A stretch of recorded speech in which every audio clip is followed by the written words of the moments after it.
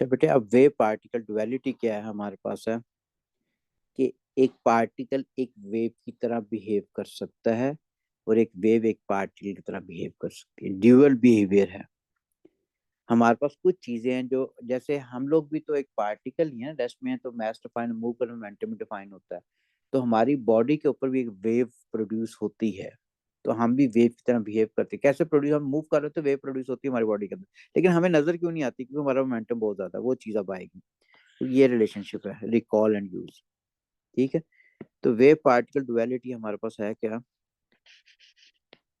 एक particle wave की तरह बिहेव सकता है या एक वेव पार्टिकल की तरह बिहेव करती है। अच्छा, अब देखो हमारे पास, हम बाहर धूप में बैठते हैं, फोटोन आके हिट करते हैं ना, हम मैटर हैं, तो इंटरेक्शन जो होती है फोटोन आके हिट करते हैं वो पार्टिकल की तरह होती है। एक फोटोन आके इलेक्ट्रॉन को हिट किया, इलेक्ट्रॉन निकल गया।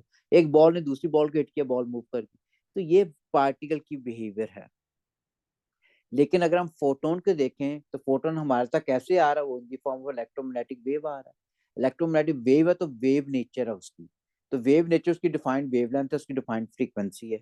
तो अगर हमारे पास फोटोन की मोशन को हम देखें तो एक वेव की तरह बिहेव करती है। लेकिन फोटोन जब इंटरेक्ट होता है एक मैटर के साथ तो that is in the form of a particle होता है। तो यानी अगर मैं देखूं मोशन ऑफ फोटोन अगर देखते हो, ठीक है, is like a wave. Wave है तो वेवलेंथ डिफाइन होगी। ठीक है। Interaction of photon with matter जो है लाइक अ पार्टिकल। ठीक है। अच्छा, अब ये दो चीजें मैंने अभी आपको बताया, अभी नहीं कि डिटेल में हमने आना है कि हमारे पास ट्रैवलिंग किस तरह है और हिट करता है जब जाके तो किस तरह है। अब इसी चीज को प्रूफ किया था एक साइंटिस्ट ने। ठीक है, लिविस डी ब्रॉगली नाम था उसका। अब उसने कहा पार्टिकल वेव की तरह बिहेव करता है कि वेव पार्टिकल की तरह बिहेव करता है। ये उसका है, every particle has an associated wavelength. उसने प्रूफ किया था। फ्रेंच था ये। Equation of wave particle duality. अब हमने एक फॉर्मूला पढ़ लिया बेटा, E equals to H F. और दूसरा फॉर्मूला हमें आइंस्टाइन ने भी दिया था कि E equals to M C square. अब ये दोनों इक्वेशन हमारे पास हैं। अब दोनों में लेफ्ट साइड किसके बराबर है? वो तो हमारे पास E के बराबर ही है। तो इसका मतलब ये है कि हमारे पास अगर लेफ्ट हैंड बराबर तो हम राइट साइड को इक्वेट कर सकते हैं। तो ये दिस फर्स्ट इक्वेशन आ गई, लेट दिस सेकंड इक्वेशन आ गई। तो from 1 and 2 we can write this M C square equals to H F हो गया। तो फर्दर थोड़ा सा लिख दो, दिस इज एम सी, मैंने ऐसे लेने दिया। ये एच, ये क्या हो गया? एफ ओवर सी के बराबर हो गया। एम क्या है? मैं सी के स्पीड ऑफ इलेक्ट्रोमैग्नेटिक या स्पीड ऑफ लाइट कह लो। तो ये क्या होता है? ये product of mass and velocity, this is momentum हो गया। ये एच तो कांस्टेंट, एफ ओवर सी इसके बराबर हो गया। ये 1/λ होता है। क्यों? C is equal to F lambda होता है। तो सी ओवर एफ किसके बराबर हो जाएगा? लैम्डा के। तो एफ ओवर सी किसके बराबर हो जाएगा? This is 1/λ। तो ये क्या है? F over C, F over C किसके बराबर? 1/λ के। तो इसका मतलब we can write it further. ये मोमेंटम पी हो गया, एच ओवर लैम्डा। ये पीछे भी मैंने अभी लिखा भी था ना, ये वाला। इस फॉर्मूले से पहले हमने प्रूव किया था, मैंने दूसरे से कर दिया। एच ओवर लैम्डा हो गया। ठीक है। तो यहाँ पे हमारे पास जो मैंने किया है बेटे फॉर्मूला, ये पी किसके बराबर होता है? Product of mass and velocity. दूसरा C is equal to F lambda. और सी ओवर एफ किसके बराबर हो जाएगा? लैम्डा के। तो एफ ओवर सी किसके बराबर हो गया? दिस 1/λ। तो यहाँ से अब इस एक्सपेरिमेंट से ये पी किसके क्या है? मोमेंटम का होता है। मोमेंटम किसको रिप्रेजेंट करता है? पार्टिकल नेचर को किसी भी चीज की। ठीक है। तो पी इज दिस मोमेंटम। ठीक है। Defines particle nature. ठीक है। और ये हमारे पास क्या आ गया, एच प्लैंक्स कांस्टेंट हो गया, इसकी वैल्यू कांस्टेंट रहनी है। और लैम्डा हमारे पास क्या होगी, वेवलेंथ होगी। वेवलेंथ किसकी होती है, वेव की होती है। तो इसका मतलब ये रिप्रेजेंट करेगा वेव नेचर को, ठीक है।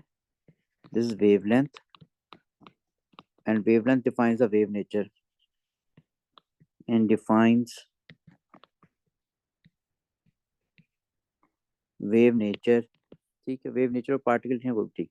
तो इसका मतलब ये है कि हर पार्टिकल के साथ एक एसोसिएटेड वेवलेंथ होती है, हर पार्टिकल से एसोसिएटेड वेवलेंथ होती है। अब जैसे मैं एग्जांपल देता, हम लोग भी पार्टिकल है, हम जब मूव करते हैं तो मोमेंटम डिफाइन होता है, तो हमारी बॉडी के अंदर भी एक वेवलेंथ आती है। लेकिन हमें वो वेवलेंथ नजर क्यों नहीं आ रही होती, क्योंकि हमारा बेटे मैस ही बहुत ज्यादा, हमारा मोमेंटम भी बहुत ज्यादा होता है, एसोसिएटेड वेवलेंथ इतनी कम होती है हमें पता नहीं चलता। तो जितना हमारा मोमेंटम कम होगा उतनी एसोसिएटेड वेवलेंथ क्या होगी, ज्यादा होगी। तो इसके बाद हमने रिजल्ट क्या निकाल लिया बेटे, ये रिजल्ट निकल के every particle has an associated wavelength with it, ठीक है। और जितनी वेवलेंथ हमारे पास क्या होगी, स्मॉलर होगी, उतनी हमारे पास वेवलेंथ क्या होगा, जितनी वेवलेंथ स्मॉल उतना मोमेंटम ज्यादा होगा, both inversely proportional to each other, ठीक है। यानी smaller the momentum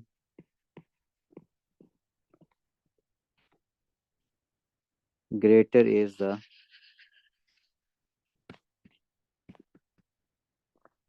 associated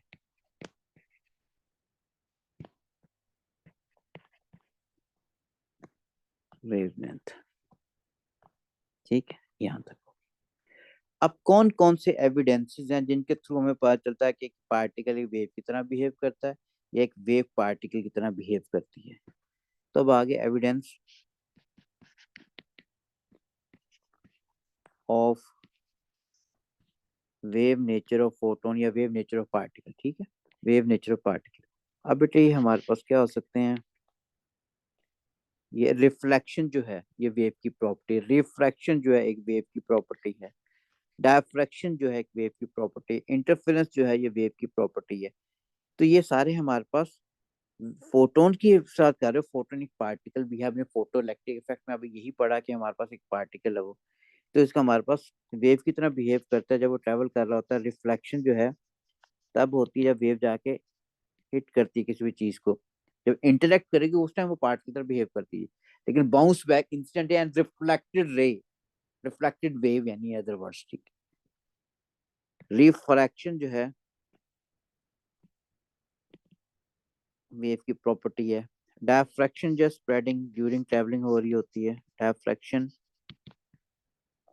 interference हमारे पास मर्जिंग ऑफ वेव्स, ये सारी जो हमारे पास हैं एविडेंसेस हैं कि हमारे पास वेव की तरह एक इलेक्ट्रोमैग्नेटिक वेव या फोटोन क्या कहते हैं, बिहेव करता है। अब एविडेंस देखते हैं कि हमारे पास particle behaviour of a wave, ठीक है।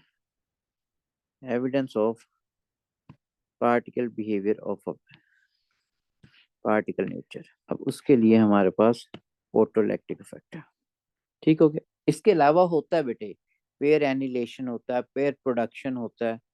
पेयर एनिलेशन तो थोड़ा पढ़ते हो, प्रोडक्शन को नहीं पढ़ते हो, ठीक है। तो उसके बाद कॉम्पटन्स इफेक्ट है, बड़ा इंपॉर्टेंट टॉपिक कॉम्पटन्स इफेक्ट, तो लेकिन हमारे सिलेबस में नहीं है, ठीक है, हमारे सिलेबस में नहीं है। तो इनसे हम इलेक्ट्रॉन डायफ्रैक्शन एक्सपेरिमेंट पढ़ते हैं, लेकिन बाकी नहीं हम कर रहे होते। वो बड़े इंपॉर्टेंट टॉपिक्स हैं जिनके थ्रू पता चलता है कि हमारे पास इनके जो पार्टिकल कितना बिहेव कर, लेकिन हमारे सिलेबस में सिर्फ यही है, ठीक है। हमसे कौन सी वेव एसोसिएटेड, ट्रांसवर्स वेव है बेटा। आप जब मूव करते हो आपकी टांगे पहले जाती हैं घुटनों पे, पूरी एक क्रस्ट रफ प्रोड्यूस हो रही होती है पूरी बॉडी के अंदर, ठीक है। वो ट्रांसवर्स वेव्स हमारी बॉडी के अंदर आती है नॉर्मल, ठीक है।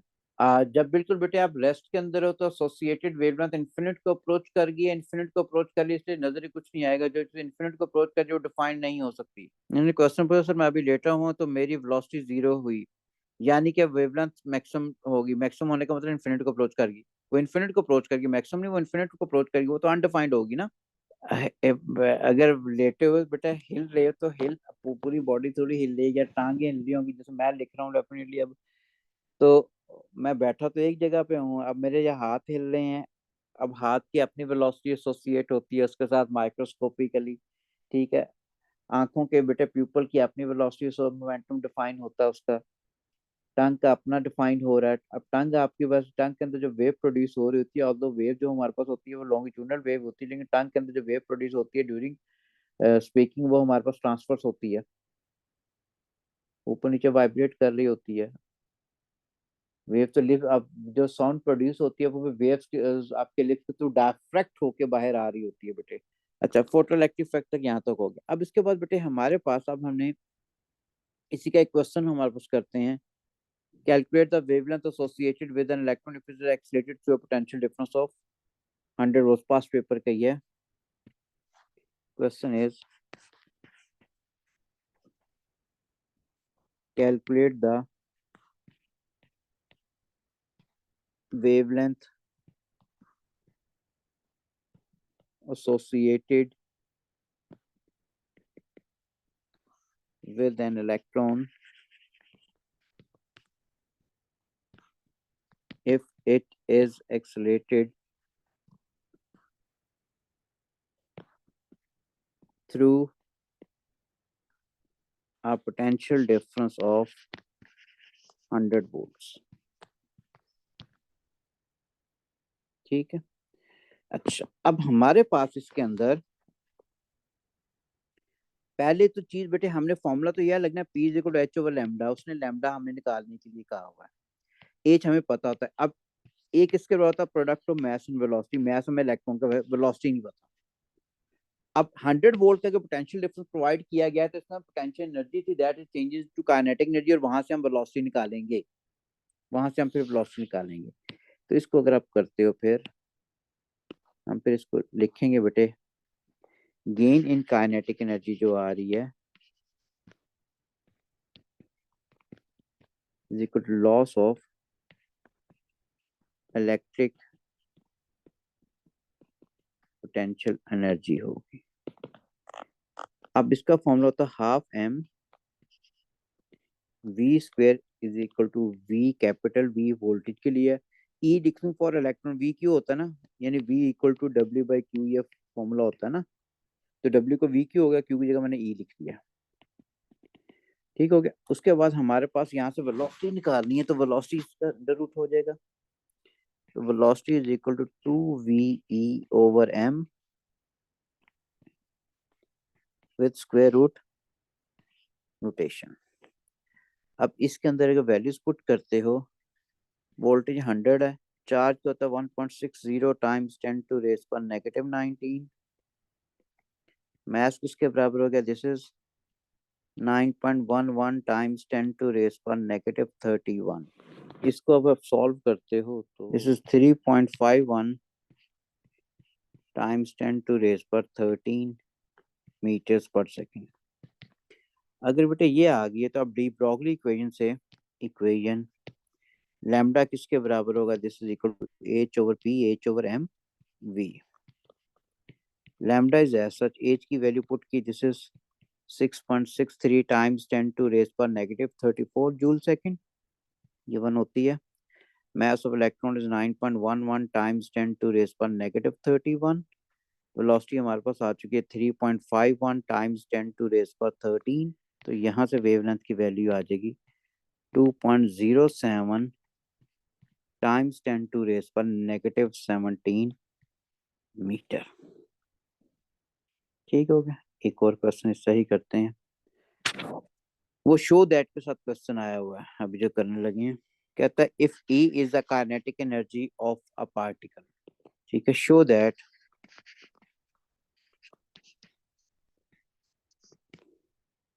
the Broglie wavelength of this particle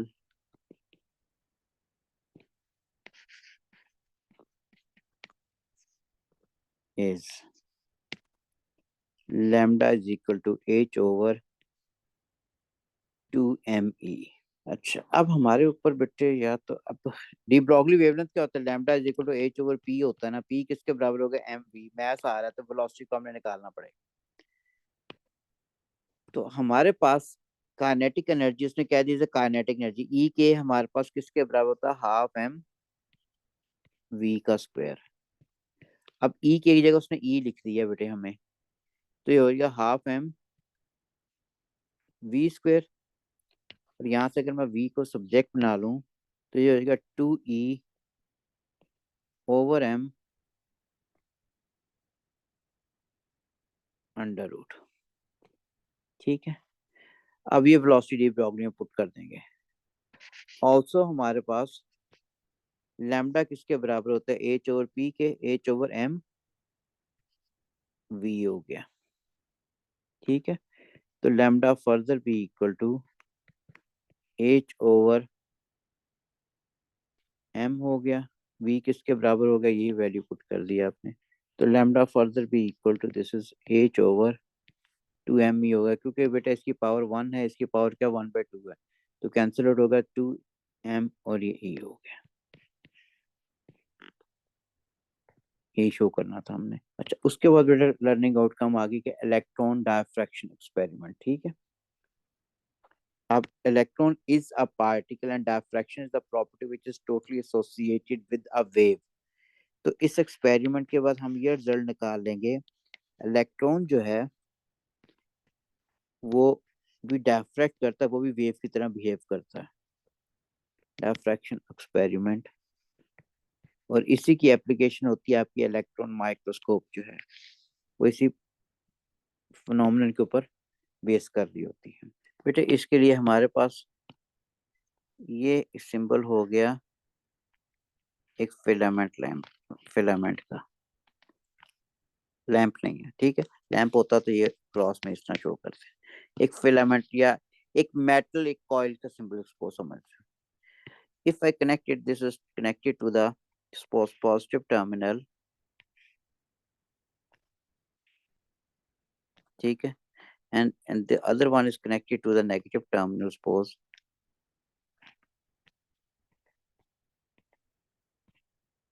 ठीक है, तो इसका मतलब जब करंट पास करेगा इसमें से, तो करंट पास करने, करंट का फॉर्मूला होता है E equals to I square, current का फॉर्मूला सॉरी कह रहा हूँ एनर्जी लॉस का। अब टी टाइम है, आर रेजिस्टेंस है, इसको वायर की देखो कॉइल की हुई है, वायर कॉइल की हुई है, तो हमारे पास इसका मतलब R equal to rho L over A होता है। नाइक्रोम की वायर होती है या कॉन्स्टेंटिन, जिसकी रेजिस्टिविटी की वैल्यू ज्यादा होती है, लेंथ भी ज्यादा, कॉइल को खोलोगे इतनी बड़ी लेंथ बन जाती है, वायर भी काफी थिन होती है, तो रेजिस्टेंस काफी हाई होता है तभी तो। और इसमें हाई करंट अगर आई का स्क्वायर है, जब हाई करंट पास करता है इसमें तो हीट एनर्जी प्रोड्यूस होती है। जब हीट एनर्जी प्रोड्यूस हो रही है तो इसका मतलब ये हो गया कि इसमें से ये हीट अप होना शुरू हो जाएगा, जो है ये फिलामेंट जो है, अगर हीट अप होना शुरू हो जाएगा, और इसकी किसका मिला, मेटल, मेटल की स्पेसिफिक हीट कैपेसिटी की वैल्यू ज्यादा होती है, इसलिए यहाँ इसमें से इलेक्ट्रॉन अमिट होना शुरू हो जाएंगे। जल्दी इलेक्ट्रॉन अमिट होंगे तो इलेक्ट्रॉन को इधर दौड़ा जा रहा होगा, इधर दौड़ा जा रहा होगा। ठीक है, तो आपने क्या किया, इसको आगे एक सिलिंड्रिकल एनोड लगा दिया। Cylindrical anode, cylindrical anode mean कि हमारे पास ये हमारे पास, अब मैं कह रहा हूँ सिलिंड्रिकल एनोड लगा दिया, इसका मतलब है यहाँ पे हमारे पास this should be connected to the positive terminal, और ये हाई वोल्टेज थोड़ा सा होता है ये, ताकि रैंडमली जो मिट हुए इलेक्ट्रॉन्स वो एवं ही दौड़े ना फिरे, वो पर्टिकुलर डिफाइंड पाथ से मूव कर जाए। उनको डिफाइंड पाथ देने के लिए, फ्लो देने के लिए हमारे पास हमने ये यूज कर लिया। और ये मैंने हमारे पास क्या वेरिएबल रिप्रेजेंट किया ताकि हम वेरी कर सकें वोल्टेज को। अब मैं, क्योंकि since this is connected to the positive terminal, इसको मतलब इस पर कौन सा चार्ज होगा, this is positively charge, anode का वर्ड यूज कर रहा हूँ, ये पॉजिटिव चार्ज है। अब फिलामेंट पे कौन सा चार्ज है, it is also connected to this negative electrode ना, इसका मतलब इलेक्ट्रॉन जो ही निकलेंगे इस नेगेटिव इलेक्ट्रॉन रिपेल होंगे, तेजी से मूव करेंगे। ठीक, अगर ये ना होता तो हर तरफ उसने रैंडमली निकलना था। अब ये होने की वजह से निकलते रैंडमली है, लेकिन ये पॉजिटिव एनोड होने की वजह से वो सारे एक फाइन रे की फॉर्म में इस तरफ मूव करते हैं, सारे के सारे इस डायरेक्शन में मूव करेंगे। अब इस डायरेक्शन में अगर मूव कर रहे हैं तो इसका मतलब ये हो गया कि जो इलेक्ट्रॉन यहाँ से निकला था, कुछ इलेक्ट्रॉन यहाँ से निकल गया बेटे, जो इलेक्ट्रॉन यहाँ से निकला वो यहीं पे जब पास करता है इसके पास से, तो यहीं पे मर्ज हो जाएगा बेटे। जो इलेक्ट्रॉन यहाँ से निकल के जा रहा है, ये फर्दर यहाँ से जाके इसमें मर्ज हो गया। तीसरा इलेक्ट्रॉन जो यहाँ से जा रहा है वो यहाँ पे मर्ज हो गया। और जो यहाँ पे है हमारे पास, यहाँ पे मर्ज इसलिए हो गया, पॉजिटिव इलेक्ट्रॉन को पुल कर लेता है ना अपनी तरफ, तो जो बिल्कुल सेंटर में से पास कर रहा है, इस पे रिजल्टेंट फोर्स क्या होगी, जीरो होगी। और क्या किसी पे रिजल्टेंट फोर्स ही जीरो हो तो अपनी मोशन को कंटिन्यू करता है स्ट्रेट लाइन पाथ पे। तो इसका मतलब ये वाला जो है बिल्कुल लीनियर पाथ पे मूव कर जाएगा, सीधे सीधा ही। ये वाला से इस पर रिजल्टेंट फोर्स क्या थी, जीरो थी। ठीक है, इस पे रिजल्टेंट फोर्स जीरो थी, F is equal to zero. अच्छा, अब अगर यहाँ पे कुछ पार्टिकल्स होंगे एयर वगैरह के, किसी के एटमॉस्फेयर प्रेशर अगर है, तो इससे डिस्ट्रैक्ट भी तो हो सकता है, कोलाइड कर सकता है electron to the air particles. तो हम एयर पार्टिकल्स ना हो तो हम इस सारी असेंबली को एक इंक्लोजर में बंद कर देते हैं। ठीक है, सारी असेंबली को एक इंक्लोजर में बंद कर दिया हमने, और ये सपोज इंक्लोजर हो गया वो। ये इसके आगे आप क्या करते हो, एक ये हमने एक ग्रेफाइट की फिल्म रख ली। ठीक है, ग्रेफाइट के स्लिपरी नेचर होती है, आपको बताइए, केमिस्ट्री में पढ़ी होती है आप लोगों ने। और हमने इसको थोड़ा सा फर्दर एक्सटेंड करके सामने स्क्रीन एक लगा दी। अगर ये स्क्रीन आ गई और यहाँ से एक ऑब्जर्वर जो है, ये ऑब्जर्वर एक यहाँ से ऑब्जर्व कर रहा है, ये ऑब्जर्वर हो गया। अब स्क्रीन के ऊपर आपको हमारे पास विजिबिलिटी बेहतर करने के लिए इसके ऊपर एक फ्लोरेसेंट मटेरियल लगा देते हैं। फ्लोरेसेंट मटेरियल बेटा होता है हमारे पास थोड़ा ग्रीन टाइप का होता है, जिंक सल्फाइड लगा दिया हमने। ये अंदर वाले साइड पे ये जो लेयर से नजर आ रही है आपको, सपोज मैंने जिंक सल्फाइड की ये लेयर लगा दी है। ठीक है, दिस फ्लोरेसेंट मटेरियल, जब लाइट का स्पॉट इस पे गिरेगा तो वो फ्लोरेसेंस होगी। ठीक है, दिस इज फ्लोरेसेंट मटेरियल। और ये टोटली क्या है, इवैक्यूएटेड है, वैक्यूम है बेटा इसका, इवैक्यूएटेड ट्यूब। अब ये जो चीज है हमारे पास, ये इलेक्ट्रॉन गन कहलाती है, इससे पहले भी मैंने आपको सिंपल ही करवाया हुआ। ये जो मैंने बनाई है बेटे, इसको मैंने कह दिया था दिस इज जिंक, ये कहते हैं ग्रेफाइट फिल्म है। फिल्म होती है जिसकी बहुत थिकनेस कम होती है बेटे, ग्रेफाइट फॉयल चाहे कह लो इसका वर्ड्स। ठीक है, और ये फोकसिंग एंड एक्सीलेटिंग एनोड हो गया, फोकसिंग, फोकस बेहतर करता है ना। और दरमियान में एनोड और कैथोड में जो फिलामेंट लैंप के बिटवीन जो स्पेस है यहाँ के, इसकी काइनेटिक एनर्जी भी ज्यादा होती है, तो एक्सीलेटिंग एनोड एक्सीलेट कर रहा है, एक्सीलेटिंग एनोड। अब होता क्या, हम ऑब्जर्व क्या करते हैं बेटे, हम ऑब्जर्व ये करते हैं कि जब ये फाइन रे जो हमने बनाई है यहाँ पे जाके हिट करती है इस स्क्रीन के ऊपर, जो आउटपुट हमारे पास नजर आ रही होती है वो कॉन्सेंट्रिक सर्कल्स की फॉर्म में होती है।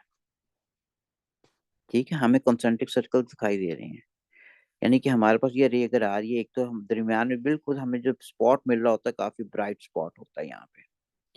फिर हमें एक पूरा सर्कल अगर दिखाई देना है, अगर मैं उसको यहाँ पे बना सकूं, हमें बेटे इस किस्म एक सर्कल दिखाई दे रही है, क्योंकि मैंने स्क्रीन पे बनाना है 2D के अंदर, तो थोड़ा ओवल ही बनाऊंगा। ठीक है, हमें इस तरह ये कॉन्सेंट्रिक सर्कल दिखाई दे रहे हैं। इसका मतलब हो ही रहा है कि जब इलेक्ट्रॉन पास कर रहा है आप फ्रॉम द ग्रेफाइट फिल्म, तो हमारे पास इसमें पास करने के बाद वो इस तरह स्प्रेड आउट हो रहा है, तभी हमारे पास इस तरह कॉन्सेंट्रिक सर्कल मिल रहे हैं हमें। यहाँ से फिर वो स्प्रेड आउट हो रहा है,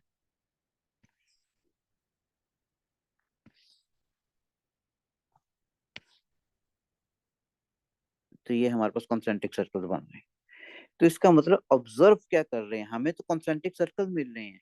अब ये कॉन्सेंट्रिक सर्कल कोई उसी तरीके से हैं जो हमने इससे पहले पढ़ चुके होते हैं एएस लेवल में, diffraction of light waves through grating wafer. ठीक है, उसमें भी हमारे पास क्या, इस तरह हमारे पास यही बनते थे। ठीक है, बुशरा में बेटे आपने जो लिखा मैं देखता हूँ। ठीक है, तो हमारे पास का मतलब दरमियान में हमारे पास क्या होता है, मैंने कहा था ब्राइट स्पॉट बन रहा होता है दरमियान में। इसका मतलब वेव जाके यहाँ पे, ये वेव डायफ्रैक्ट यानी वेव का वर्ड यूज करूँ, यहाँ पे इलेक्ट्रॉन जाके हिट किया, यहाँ पे पूरा इस तरह कॉन्सेंट्रिक सर्कल बनने का मतलब ये है कि इलेक्ट्रॉन जो है वो इस interatomic spacing of graphite film से डायफ्रैक्ट की है by behaving like a wave और स्प्रेड आउट होके डायफ्रैक्शन पैटर्न उसका हमें ये वाला मिल रहा है, क्योंकि इलेक्ट्रॉन के पार्टिकल की तरह जाता, जैसे क्रिकेट बॉल एक पार्टिकल है, जब मूव कर रही है तो वो स्ट्रेट लाइन पाथ में, कर्व पाथ में जाएगी ना, या प्रोजेक्टाइल पाथ में जैसे लेकिन इस किस्म का पाथ नहीं आ सकता। ठीक है, तो हमारे पास इसका मतलब ये जो पाथ आया है ये किस वजह से है, टोटली डायफ्रैक्शन की वजह से आया है। तो इसका यहाँ से हम ये रिजल्ट निकाल लेते हैं, इलेक्ट्रॉन एक पार्टिकल है, ठीक है, वो एग्जिबिट करता है डायफ्रैक्शन एबिलिटी। तो इसका मतलब ये है कि डायफ्रैक्शन तो प्रॉपर्टी एक वेव की, तो एक पार्टिकल एक वेव की तरह बिहेव कर सकता है। यहाँ से ये रिजल्ट निकल गया। हाँ, अगर वो कहता है कि इलेक्ट्रॉन अगर पार्ट वेव की तरह नहीं बिहेव कर रहा, वेव की तरह बिहेव कर रहा, तो इसका मतलब फिर तो ये चीज आनी है आपके पास, फिर ये चीज आनी है बेटे, आपको कॉन्सेंट्रिक सर्कल मिलना ही मिलना है। ये अगर कॉन्सेंट्रिक सर्कल मिलना तो दरमियान वाला रीजन जो होगा वो तो हमारे पास क्या होता है, हमेशा ब्राइट होता है बेटा, ये ब्राइट हो गया। ये अब हमारे पास साइडों से जो हमें पैटर्न मिलना है वो सर्कुलर पैटर्न बनना है, बिल्कुल सामने स्क्रीन से बना रहा हूँ। ये डायफ्रैक्शन, फिर डार्क रीजन आएगा, फिर ये ब्राइट रीजन आ जाएगा, फिर डार्क आ जाएगा, फिर क्या आ जाएगा, ब्राइट आ जाएगा। तो ये जो पैटर्न हमारे पास बन रहा है ये तो डायफ्रैक्शन की वजह से बन रहा है बेटे, क्योंकि हमने ऑर्डर ऑफ डायफ्रैक्शन पढ़ा हुआ है बेटे, ये दरमियान वाले जीरो ऑर्डर बन रहा है, एन की value this is zero, order of diffraction जो पढ़ा, this is first order diffraction, second order diffraction, third order diffraction, और हमारे पास ये वाला रीजन क्या होगा, ब्लैक होगा, ये रीजन ब्लैक होगा, ये ब्राइट रीजन मैं शो कर रहा हूँ। तो कॉन्सेंट्रिक सर्कल पैटर्न जो है ये शो कर रहा है कि इलेक्ट्रॉन डायफ्रैक्ट कर रहा है, which is the property of wave. तो ये कंसेंट्रिक सर्कल रिप्रेजेंट कर रहे हैं wave property of an electron. ठीक है, concentric circular pattern exhibit diffraction, which is the property of a wave, of a wave। ठीक, अच्छा, अब पुराने दौर का टीवी, पुराने दौर का टीवी मैंने मेरे दौर का अगर देखा, उसमें बेटे अगर आपके किसी घर में हो आपके, क्योंकि अब जनरेशन भी चेंज होगी, चीजें भी चेंज होगी, पुराने दौर का टेलीविजन किसी के घर में हो, जब उसको ऑन करते तो पीछे आपने कोई उसके एरियल एंटीना वगैरह नहीं फिक्स किया हुआ, केबल वगैरह, तो क्या होता है वहां ब्लैक और व्हाइट डॉट्स आते हैं। वो ब्लैक एंड व्हाइट डॉट्स क्या रिप्रेजेंट करते हैं, व्हाइट डॉट उस जगह आता है जिस जगह electron from the gun hit करता है फ्लोरेसेंट स्क्रीन पे, और ब्लैक डॉट वहां पे होता है जहां इलेक्ट्रॉन हिट नहीं कर सकता, तो इसलिए ब्लैक और व्हाइट डॉट्स मिल रहे होते हैं जो हमें स्कैटरिंग से लग रही होती है। ठीक है, उसी तरीके से जैसे कि मैं क्रिकेट की बॉल लूँ, क्रिकेट की बॉल को मैं सोक करूँ इंक के अंदर और उसको मैं हिट करना शुरू कर दूं, मेरे पास किस तरह डॉट्स आ जाएंगे, ये डॉट हमारे पास ये डॉट्स आने शुरू हो जाएंगे। ये जो डॉट्स आ रहे हैं इंडिकेट कर रहे हैं कि ये हमारे पास कोई पैटर्न नहीं है बेटे, ये तो ये इंडिकेट कर रहे हैं कि हमारे पास पार्टिकल बिहेवियर है इलेक्ट्रॉन का, तो इलेक्ट्रॉन निकलता जाके हिट करता हुआ पार्टिकल की तरह बिहेव करता है। तो हमारे पास दिस डिस्ट्रीब्यूशन या scattering of dots represent the particle behaviour of the electron. So this is distribution of dots represent particle behavior of electron। ठीक हो गया, अच्छा, तो यहाँ तक बात क्लियर होगी। अच्छा, अब ऑब्जर्वेशन हमारे पास क्या है और ये क्यों है ऐसे, उसकी रीजन भी आनी चाहिए पता। यानी a fine beam of electrons या thermo electrons, thermal electrons mean कि हम थर्मल इलेक्ट्रॉन्स हीट की वजह से इलेक्ट्रॉन इमिट करवाएं जो is incident at a graphite film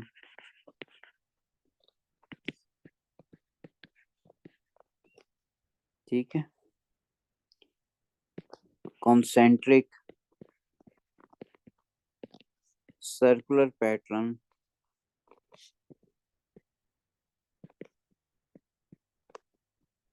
similar to diffraction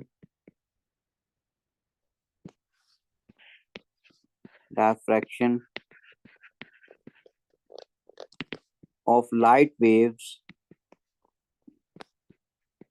through grating wafer is obtained on the screen। ठीक है, ये चलें, वेव तरह बिहेव करो, मैंने लिख दिया। रीजन क्या है इसकी, कि ऐसे हमें क्यों दिखाई दे रहा अभी? रीजन इसकी ये है कि as per de Broglie relationship, ठीक है, कि पी जो है वो एच ओवर लैम्डा के बराबर है, वो पी से मैं मूव कर रहा हूँ, मोमेंटम इलेक्ट्रॉन का जो है वेव की तरह बिहेव करता है, और फिर वो इंटर एटॉमिक स्पेसिंग जब ग्रेफाइट फिल्म की उसमें से स्प्रेड आउट होता है, ठीक है, to get multiple order of diffraction. तो रीजन ये हमारे पास है, इलेक्ट्रॉन जो है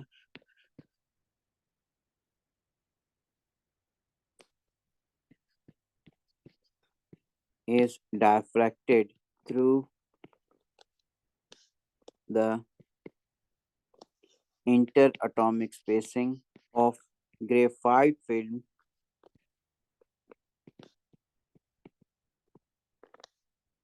ठीक है, and meet further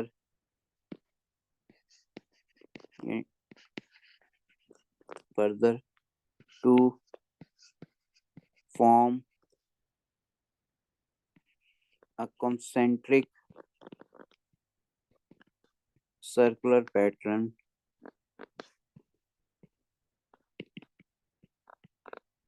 with multiple order of diffraction।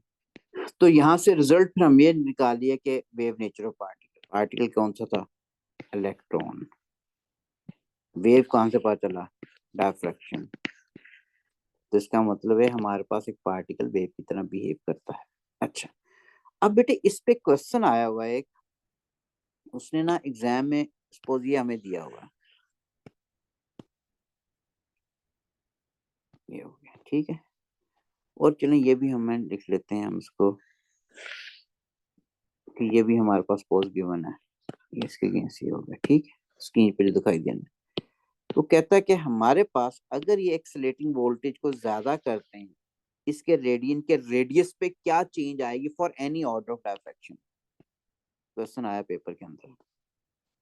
What change will occur in the radius of any order of diffraction if the accelerating voltage is increased? ये accelerating voltage है, इसे वेरिएबल लगाया हुआ है, यहाँ वेरिएबल थोड़ी लगा हुआ है, तो स्टैटिक है। अगर हम एक्सेलेटिंग वोल्टेज ज्यादा करते हैं तो किसी फर्स्ट ऑर्डर के रेडियस पे क्या आएगा, सेकंड में क्या आएगा, थर्ड में, पहले ये बन रहा है। तो अगर एक्सेलेटिंग वोल्टेज ज्यादा करते हैं थर्ड ऑर्डर का रेडियस यही रहेगा, ज्यादा होगा, कम होगा, क्या चेंज आएगा? तो उसके लिए हम थोड़ा सा माइंड में रखें, एक्सेलेटिंग वोल्टेज ज्यादा करेंगे तो क्या चीज ज्यादा होगी, काइनेटिक एनर्जी, क्योंकि काइनेटिक एनर्जी ही किसके बराबर होती है, this is equal to potential energy के। तो इसका फॉर्मूला तो हमारे पास, अगर लिखते हो काइनेटिक एनर्जी, चले ऐसा लिख लिया, पोटेंशियल एनर्जी के लिए हम लिखते हैं V E, V for potential difference, E for electron. तो इसका मतलब है ई चार्ज में इलेक्ट्रॉन इज कांस्टेंट, तो काइनेटिक एनर्जी किस पे डिपेंडेंट होगी, that is totally dependent upon the potential difference which is provided across cathode and anode, ठीक है। तो इसका मतलब है काइनेटिक एनर्जी अगर पोटेंशियल डिफरेंस पे डिपेंडेंट है, और हम फॉर्मूला पढ़ चुके होते हैं वेवलेंथ का, एच ओवर पी होता है ना, एच टू एम बी, मैंने उसने प्रूव भी करवाया था, वही डायरेक्ट यूज कर रहा हूँ, ये करवाया बेटे। Energy the kinetic particle de Broglie lambda equal H O two M E, ठीक है, मैंने ये आगे लिखा, ई की जगह मैंने ई के लिख दिया। अब हमारे पास अगर एक्सीलेटिंग वोल्टेज ज्यादा कर रहे हैं, अगर हम v की वैल्यू ज्यादा करेंगे तो काइनेटिक एनर्जी ज्यादा होगी, काइनेटिक एनर्जी ज्यादा होगी तो वेवलेंथ क्या होगी, कम। डायफ्रैक्शन अब किस पे डिपेंडेंट होती है? Wavelength of incident wave and the size of gap या साइज ऑफ अपर्चर। ठीक है, साइज ऑफ अपर्चर या साइज ऑफ गैप पे डिपेंडेंट है। अब साइज ऑफ गैप गैप जो है ग्रेफाइट फिल्म में वो तो कांस्टेंट है। ठीक है, गैप तो कांस्टेंट है, वेवलेंथ कम हो चुकी है। वेवलेंथ आप कह रहे हो कम हो रहा है, साइज ऑफ अपर्चर जो है या gap which is inter atomic spacing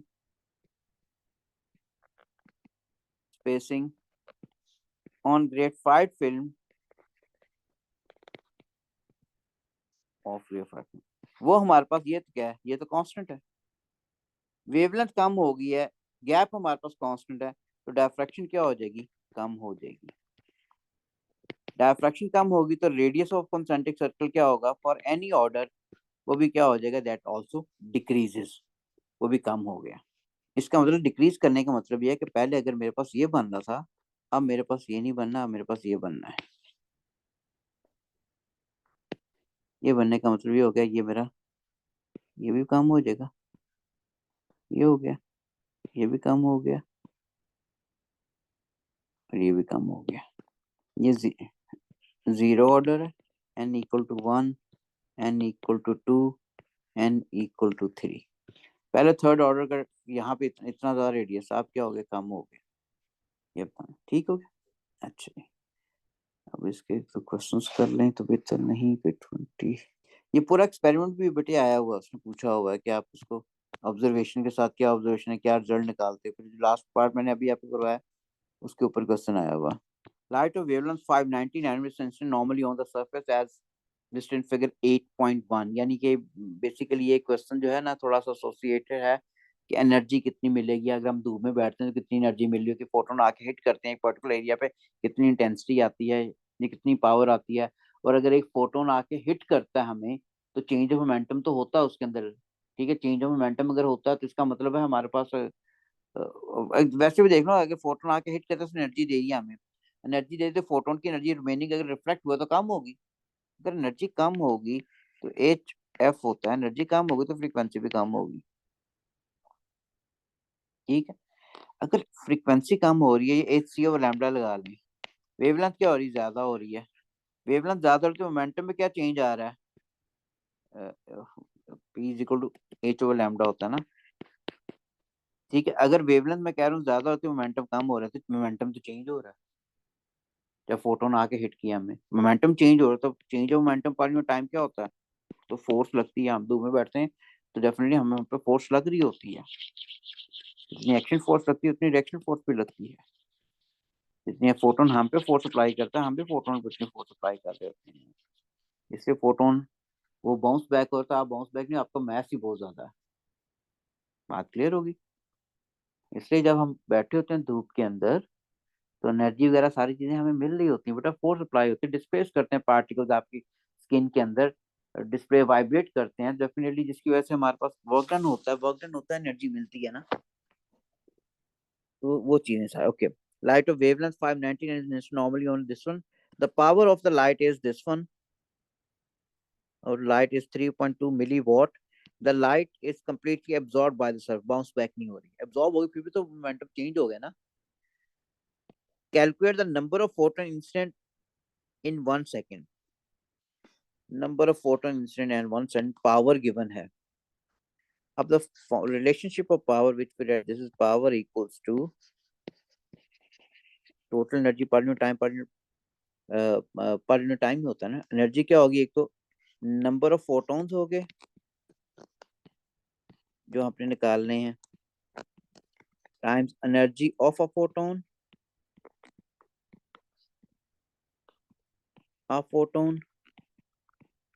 over time. ठीक है, तो this is further equal to power equals to N number of photon हो गए। और एक फोटोन की, क्योंकि वेवलेंथ गिवन है, एनर्जी का formula E equal H F होता है ना एक फोटोन की। तो अभी अभी सिंपल ई लिख रहा हूँ, N times E over T, ये हो गया। फर्दर देखें, power is equal to N is as such, energy किसके बराबर होगी? एच ओवर लैम्डा के ओवर टी। तो power further equal to H C लिखने बेटा भूल गया मैं, N H C over time. ये होगी एच और सी को बाहर लिख दें, एन ओ टी हमने निकालना नंबर ऑफ ओवर टाइम। अब हमारे पास पावर की वैल्यू क्या 3.2 मिली है, टाइम्स 10 टू रेज पर -3 होगा। नंबर ऑफ फोटॉन्स मैंने देखने कितने आ रहे हैं। एच की वैल्यू प्लैंक्स में 6.63 टाइम्स 10 टू -34 हो गया। This is 3.00 times 10 to raise पर 8 metres per second. Over time is 1.0 second. ठीक है, और एन की वैल्यू आती है 9.5 टाइम्स 10 टू रेज पर 15। ये वैल्यू वैसे याद हुई है ना, ये हो गया। ठीक है, ओके। अब नेक्स्ट पार्ट में बी पार्ट के अंदर उसने जो पूछा हुआ हमसे कि use your answer in A to determine the total momentum of photon arriving at the surface in 1.0 second. ठीक, अब मोमेंटम ऑफ द फोटोन क्या होगा, total momentum of a photon, एक फोटोन का मोमेंटम किसके बराबर है, फिर उसको एन से मल्टीप्लाई ऑफ अ फोटोन। तो इसका फॉर्मूला जो होता है this is P equals to H over lambda. अब एच की वैल्यू है 6.63 टाइम्स 10 टू रेज पर -34। वेवलेंथ की वैल्यू हमारे पास गिवन थी, हमारे पास that was 590 nano, 590 times 10 to raise पर -9। ठीक है, तो यहां से वैल्यू क्या आ गई 1.12 टाइम्स 10 टू रेज पर -27 न्यूटन सेकंड। उसके बाद बेटे हमारे पास ये एक फोटोन के नंबर ऑफ फोटोन कितने आ रहे हैं, वो तो 9.5 टाइम्स ऑफ 15 आ रहे हैं। तो what should be the total momentum of N photons. ठीक है, तो this is equal to P total लिख लें, N is the number of photons, p is the momentum of a photon. So number of photon we calculated in the previous part, which is 9.5 times 10 to the 15. Momentum of a photon is 1.12 times -27. So if you multiply them, we get 1.06 times 10 to raise पर -11। उसके बाद force उसने मांगी हुई है, तो force किसके बराबर है sir, rate of change of momentum delta P over delta T. तो हमारे पास नंबर ऑफ टोटल मोमेंटम आ चुका है 1.06 टाइम्स 10 टू रेज पर -11 ओवर टाइम्स ने 1 सेकंड में कहा था ना बेटे, ये 1 सेकंड 1.0, तो यही आंसर हो गया। तो 1.06 टाइम्स 10 टू रेज पर -11। ठीक है बेटे, ये हमारे पास आ गया। This is from May June 24 4-1 variant में इलेक्ट्रॉन डायफ्रैक्शन एक्सपेरिमेंट के ऊपर ही आ गया क्वेश्चन। अब question can state what is meant by a photon, से 2 मार्क क्वेश्चन। तो हम सेपरेट सर डिस्क्रीट पैकेट और क्वांटम ऑफ एनर्जी हो गया of electromagnetic radiation which is given by E is equal to hf। ठीक है, डिस्क्रीट पैकेट और quantum of energy of EM radiation given by E is equal to hf। ठीक है, next part के अंदर figure 8.1 shows a tube in which X rays are produced at sorry sorry, ये लग रहा था उससे ऐसा क्वेश्चन है, ये तो मेडिकल फिजिक्स का क्वेश्चन है बेटे। ठीक है, लेकिन हो जाएगा इससे भी ना, क्योंकि इसके जैसा आता था क्वेश्चन, हो जाएगा। लेकिन ये एक्चुअली इलेक्ट्रॉन का प्रोडक्शन, इलेक्ट्रॉन गन शो की हुई है, वो एक्सरे मशीन शो की हुई है, लेकिन क्वेश्चन हो जाएगा बेटा, फिर भी हम लोग कर लेंगे इसको। करने का मतलब आपने पढ़ लिया हुआ। Particles are accelerated through a filament to the target by a constant high potential difference across the terminal X and Y. ये वही इलेक्ट्रॉन एमिट करवा लिया, ये हाई पोटेंशियल डिफरेंस है बेटा, ये एनोड होता है पॉजिटिव चार्ज, जब इलेक्ट्रॉन जाके हिट करता है तो यहाँ से एक्सरेज निकलना शुरू हो जाती है।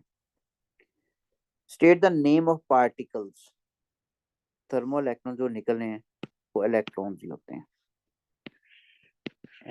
इलेक्ट्रॉन्स। ठीक, नेक्स्ट में On figure 8 use positive and negative sign to label x and y. हमारे पास y पॉजिटिव है, ये x नेगेटिव है, यहाँ से इसलिए एक्सलेट होगा ना, यहाँ से रिपेल होगा, यहाँ से अभी किया हमने। उसके बाद हमें क्या कह रहा है, for an accelerating voltage of 32 kilovolt in figure 8.1 the maximum energy in mega electron volt of X-ray photon produced at the target. X-ray photon produced at the target. ओह, ये सही वोल्टेज क्यों तो मैं, तो बेटे हमारे पास दिस इज काइनेटिक पोटेंशियल के बराबर होगी, ठीक है। तो काइनेटिक एनर्जी को हमने वी क्यू के बराबर लिख लिया।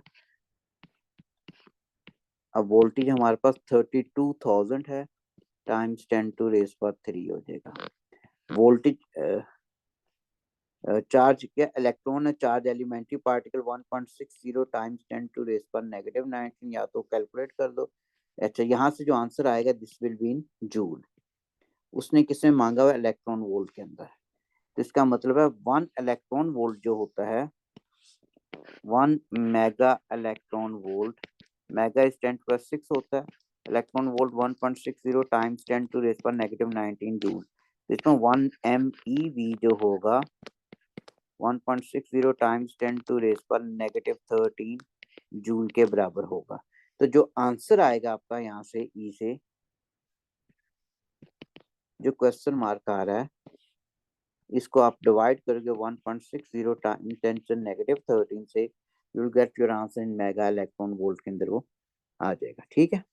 1 मार्क क्वेश्चन से सिंपली 1 मार्क क्वेश्चन, ठीक है। उसके बाद कह रहा है the maximum momentum of X-ray photon produced at the target.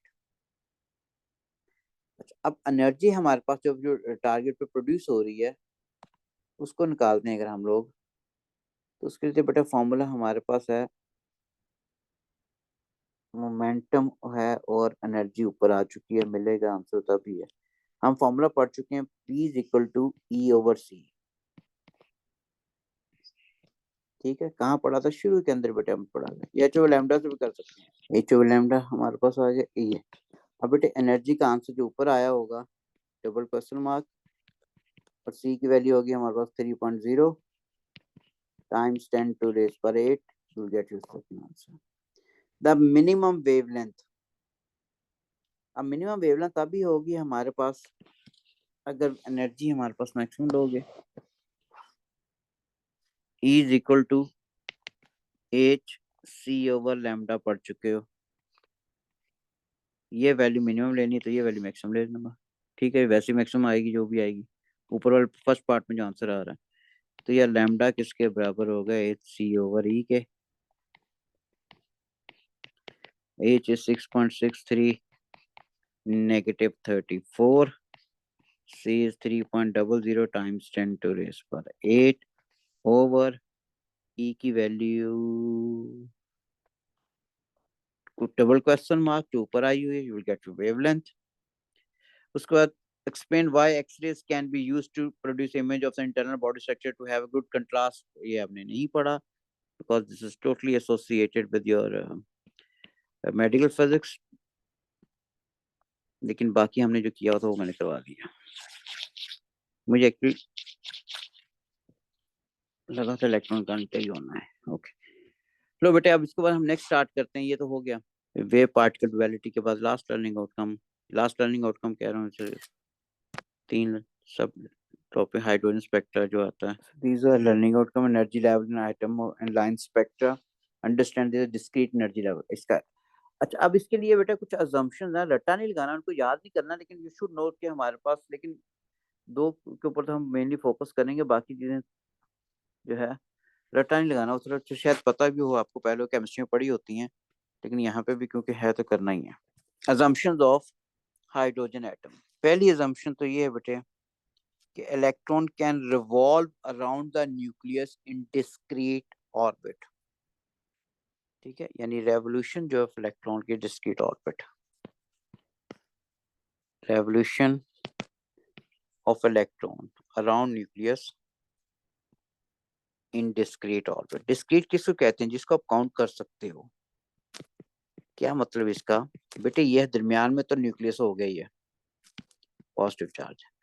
अब electron they are revolving around this nucleus, तो किस ऑर्बिट मूव करेंगे? डिस्क्रीट। डिस्क्रीट मैंने कहा जिस चीज को काउंट कर सकते हो, यानी ये इलेक्ट्रॉन रिवॉल्व कर रहा है, या तो फर्स्ट ऑर्बिट में मूव कर रहा है, या इस सेकंड ऑर्बिट में मूव कर रहा है, या इस थर्ड ऑर्बिट में मूव कर रहा है। कहने का बेटा मतलब ये है कि इलेक्ट्रॉन या तो n इक्वल्स टू 1 में मूव कर रहा होगा, this is n equals to first orbit में, या second orbit n equal to number आ गया ना डिस्क्रीट, या n इक्वल टू 3 में मूव। इलेक्ट्रॉन कभी भी 360 डिग्री की रोटेशन अराउंड द न्यूक्लियस नहीं कर सकता in the space between the nucleus and the first orbit, या in the space between two, और इन दो ऑर्बिट्स में। यहाँ पे क्या है, ये वैक्यूम है, इस वैक्यूएटेड स्पेस में इलेक्ट्रॉन कभी भी 360 की मोशन नहीं कर सकता। तो electron can revolve around the nucleus only in discrete orbits. Discrete energy levels भी कहते हैं इनको, सॉरी एनर्जी लेवल इसलिए कहते हैं कि इलेक्ट्रॉन की एनर्जी होती है, इन यहाँ पे मूव कर रहा है तो इलेक्ट्रॉन की डिफाइंड एनर्जी है, यहाँ पे मूव कर रहा है उसकी भी डिफाइंड एनर्जी है। तो कहने का मतलब electron can not move in the space between two orbits, या in the space between the first orbit and the nucleus, ठीक है, फॉर 360 डिग्री या 2 पाई रेडियन। दूसरा क्या हो गया हमारे पास, ये मतलब ये था इसका। सेकेंड इज कि इलेक्ट्रॉन जब मूव कर रहा है अपने ऑर्बिट में तो कभी भी एनर्जी रेडिएट नहीं करता अपने ऑर्बिट में। जब इलेक्ट्रॉन यहाँ पे मूव कर रहा है ना, अगर एक इलेक्ट्रॉन का घर ये है, ये वाले, अगर एक इलेक्ट्रॉन का घर ये वाला बेटे इनका, तो इसका मतलब इनके पास डिफाइंड एनर्जी है, सपोज 2 जूल, मैं सपोज कर रहा हूँ अब 2 जूल एनर्जी है, ये अपनी 2 जूल एनर्जी कभी भी रेडिएट नहीं करेंगे।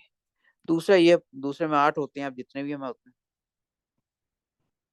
ओके, यहाँ पे मूव करते कितनी एनर्जी चाहिए, सपोज 6 जूल एनर्जी चाहिए, तो ये अपनी 6 जूल एनर्जी अपने ही रेडिएट करेगा। लेकिन हमारे पास अगर एक इलेक्ट्रॉन को आके एक फोटोन आके हिट करता है, इसको एनर्जी मिल गई ना, तो इलेक्ट्रॉन क्या होगा, हायर ऑर्बिट में चला जाएगा।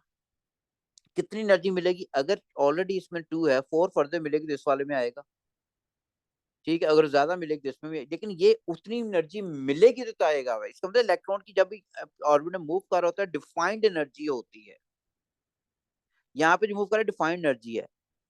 और ये इलेक्ट्रॉन क्योंकि दूर है हमारे पास न्यूक्लियस से, तो इसकी एनर्जी हमारे पास क्या होगी, ज्यादा होगी। ज्यादा क्यों होगी बेटे, ये पॉजिटिव चार्ज है यार, ये नेगेटिव चार्ज है। पोटेंशियल एनर्जी का फॉर्मूला पढ़ चुके हो आप लोग, -1 और 4 pi epsilon Q, positive Q negative over R. R की वैल्यू क्या ज्यादा होगी तो एनर्जी क्या होगी, एक रेशो कम होगी, नेगेटिव साइन से लगेगा तो पोटेंशियल एनर्जी क्या होगी, ज्यादा होगी। इसमें इस वाले के पास ज्यादा एनर्जी होती है।